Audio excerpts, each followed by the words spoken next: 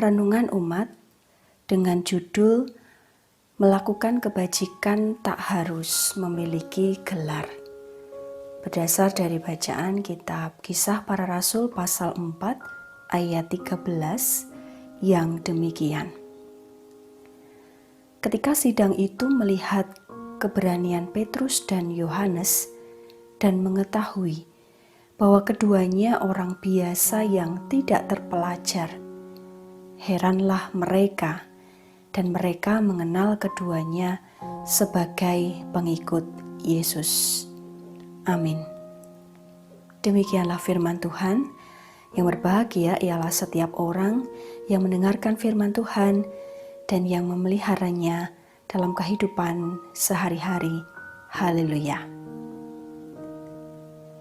Bapak, Ibu, dan Saudara yang dikasihi Tuhan, setiap orang pasti merasa bangga dan bahagia ketika bisa meraih gelar, entah itu sarjana, pasca sarjana, doktor, ataupun profesor. Umumnya seseorang yang berhasil meraih gelar kemudian mengadakan perayaan khusus, entah makan bersama dengan keluarga, foto bersama, atau ada juga yang kemudian memberikan hadiah-hadiah. Proses pencapaian itu memang perlu disyukuri sebagai anugerah Tuhan.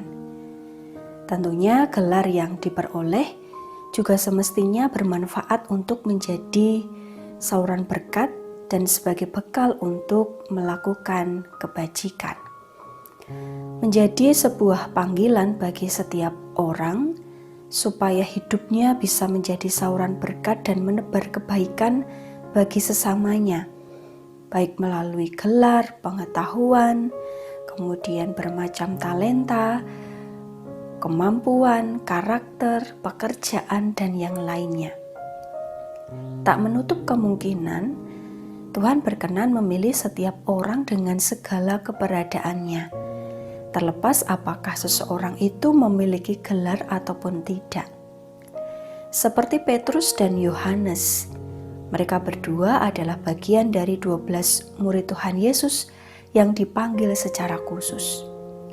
Menurut kesaksian Lukas dalam tulisannya yang kedua di kitab Kisah Para Rasul ini, mereka adalah orang-orang biasa yang dipenuhi oleh Roh Kudus, sehingga mereka diberi keberanian, dimampukan untuk berkhotbah, mengajar, dan menceritakan kesaksian tentang Yesus Kristus dan karunia-karunia khusus untuk melakukan mujizat, seperti menyembuhkan orang-orang sakit. Singkat cerita dari apa yang dilakukan oleh kedua rasul itu, ada kelompok yang merasa tidak suka dan terganggu dengan pengajaran yang disampaikan oleh Petrus dan Yohanes, karena beberapa di antaranya tidak percaya kepada Yesus Kristus. Hingga kemudian mereka dipenjara dan dihadapkan dalam sidang yang berlangsung di Yerusalem. Sudah tentu yang hadir dalam persidangan itu merupakan golongan orang-orang terpelajar dan kaum yang terpandang, seperti imam besar Hanas dan Kayafas, Yohanes dan Alexander, dan semua orang lain yang termasuk keturunan imam besar. Anggota Sanhedrin merasa tercengang dengan latar belakang Petrus dan Yohanes. Bagaimana mungkin orang biasa yang tidak terpelajar mampu berbicara seperti itu dan memiliki kuasa bisa menyembuhkan orang-orang sakit? Bukankah orang awam dan biasa rata-rata cenderung tidak pernah memperoleh pendidikan khusus untuk melakukan hal-hal yang luar biasa? Petrus dan Yohanes tidak mempunyai kualifikasi profesional secara akademik. Mereka juga tidak pernah mengenyam pendidikan yang tinggi maupun status profesi. Meskipun Petrus dan Yohanes di mata mereka adalah seorang yang biasa dan tak terpelajar, tetapi mereka mau menyaksikan Kristus dimanapun dan berani menghadapi segala resiko, termasuk ketika dalam sidang diputuskan supaya menghentikan mereka untuk bersaksi, mengajar dalam nama Yesus, dan melakukan kebajikan dalam mujizat penyembuhan. Hal itu tidak menjadikan mereka gentar, sebab apa yang mereka saksikan tentang Yesus Kristus merupakan pengalaman pribadi, bukan cerita hoax, dan mereka juga mengalami sendiri kasih Kristus sepanjang kebersamaan mereka dengan Sang Guru. Meskipun mereka berhadapan dengan orang-orang yang terpelajar dan para petinggi, namun ada bukti nyata yang tak terbantahkan bahwa ada orang yang disembuhkan itu berdiri di samping kedua rasul itu. Para petinggi pun tak bisa membantah fakta tersebut. Bapak, Ibu, Saudara yang dikasihi Tuhan, kuasa dan tuntunan Roh Kudus diberikan bagi setiap hati yang percaya, mau dan berani untuk dipanggil menyatakan kasih Kristus bagi semua orang.